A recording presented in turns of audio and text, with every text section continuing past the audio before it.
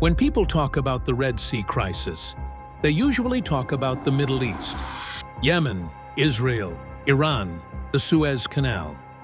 But there is another side of the story: Africa.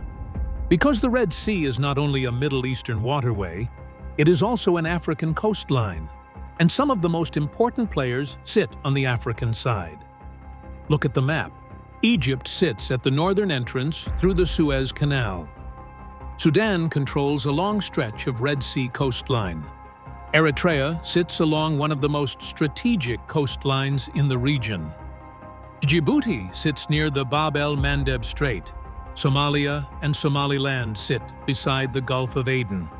This is not just a Middle East corridor. This is an African corridor too. And when the Red Sea becomes unstable, African countries feel it directly. The Red Sea connects Europe, Asia, Africa, and the Middle East.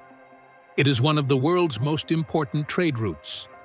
Ships carrying oil, food, manufactured goods, military supplies, and raw materials move through these waters.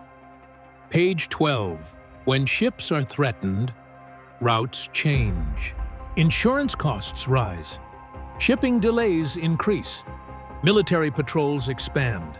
And countries along the coastline become more strategically important.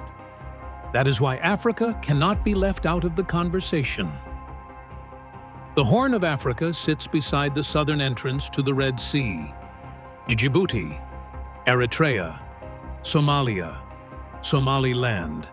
These places are not side characters. They are sitting beside the gate. The Bab el-Mandeb Strait is one of the most important choke points in the world. And whoever has influence near that gate has leverage over global trade. The Red Sea crisis is not only about the Middle East, it is also about Africa.